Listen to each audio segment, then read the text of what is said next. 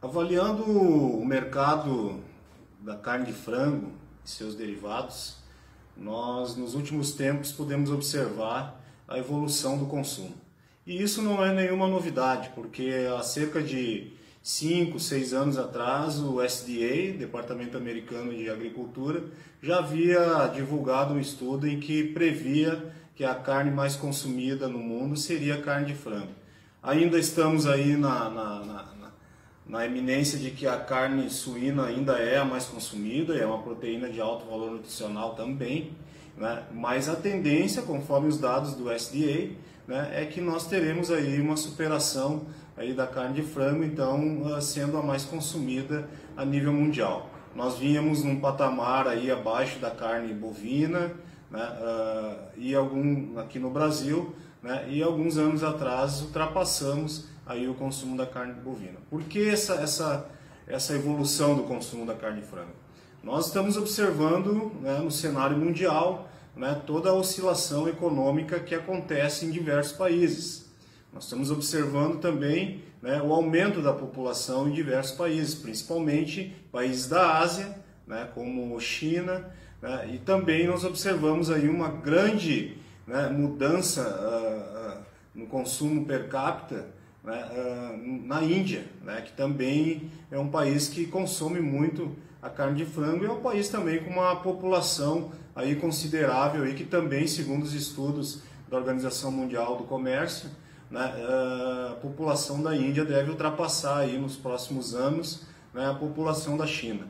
Então tudo isso influencia porque estes grandes consumidores e grandes países e continentes, né, eles têm a preferência pela proteína animal, que é a carne de frango no caso, né, e isso faz com que, né, evolua a nossa demanda e o nosso produto.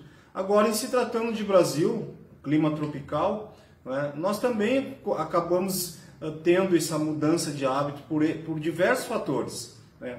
Um deles, né, é o mais, digamos assim, é o mais fácil de entender, que é a questão econômica. A carne de frango, né, já lá naquela divisão, né, de sistemas de economia, de moeda, né, quando se implantou o Plano Real, né, o frango já foi considerado naquela época a âncora do Plano Real, porque já se produzia, né, em larga escala, né, e o quilo do frango naquela mudança, né, do Plano Real, ele estava R$1 o quilo, né. Isso era então uma diferença que essa proteína, né, detinha sobre as demais. E isso a população começou então a migrar mais ainda para o consumo de carne de frango.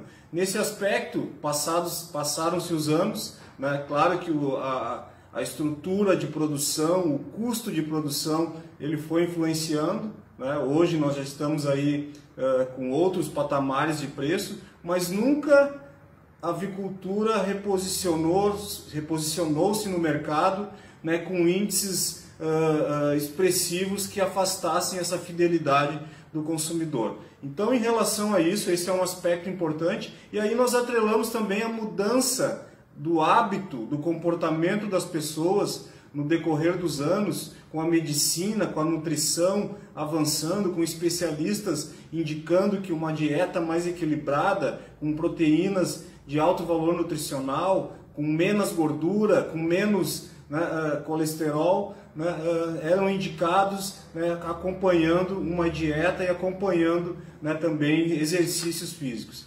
Isso nós acabamos tendo uma migração, né, para o consumo da carne de frango, né, que também impulsionou aí essa evolução toda que superou aí também a carne bovina. Então, para nós não é nenhuma novidade que a carne agora está, né, 3 vezes mais consumida do que alguns anos atrás, né? Nós estamos num consumo per capita no Rio Grande do Sul na casa de, acompanhando a média brasileira, na casa de 42, 43 quilos per capita ano.